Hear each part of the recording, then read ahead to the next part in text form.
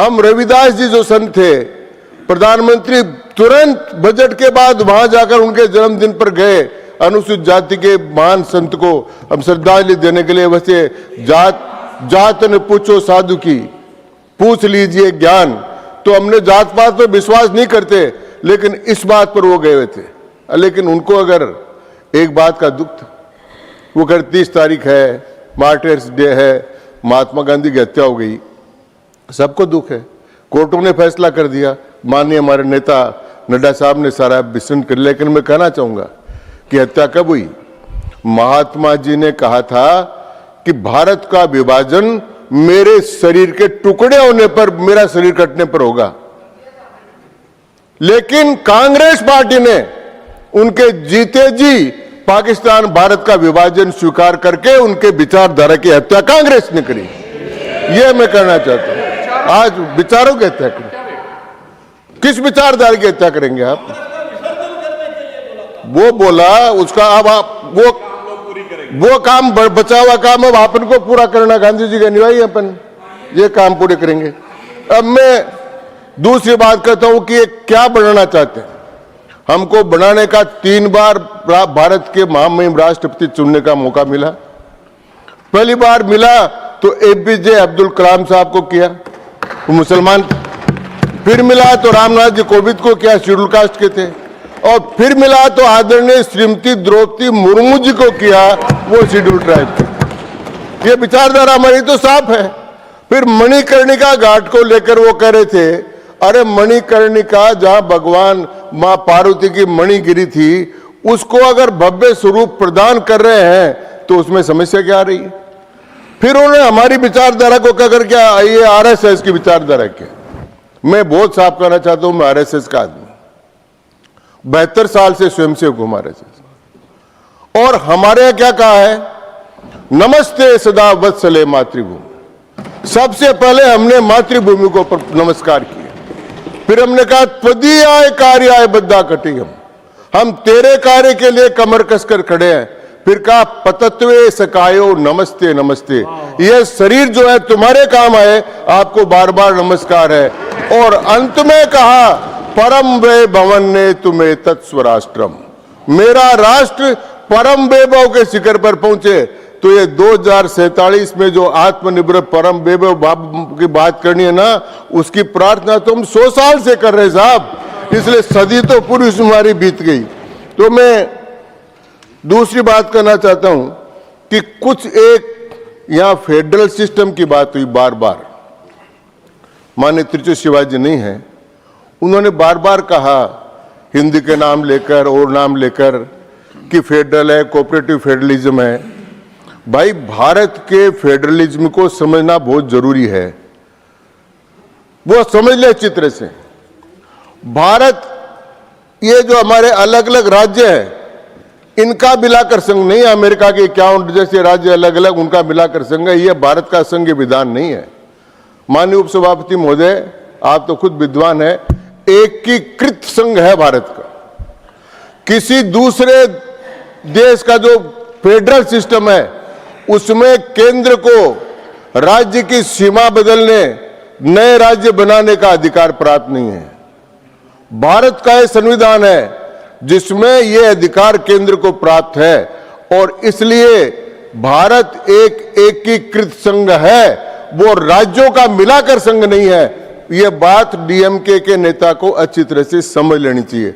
और इसका उदाहरण देता हूं कि साहब फेडरलिज्म पर हमला हो रहा है।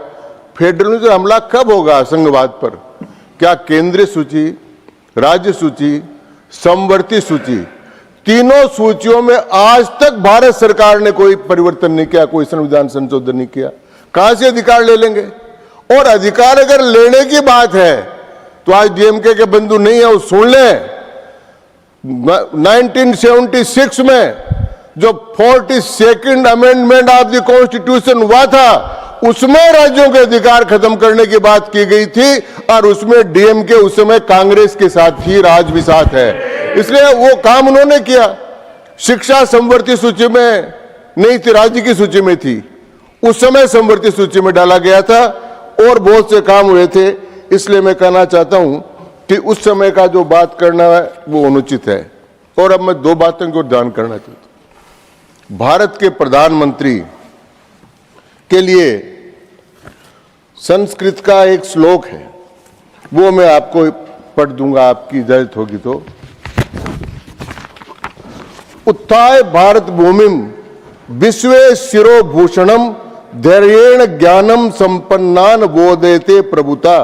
भारत भूमि को उठाकर विश्व में शिरोभूषण बनाओ, धैर्य और ज्ञान से संपन्न होकर अपना नेतृत्व प्रदर्शन करो।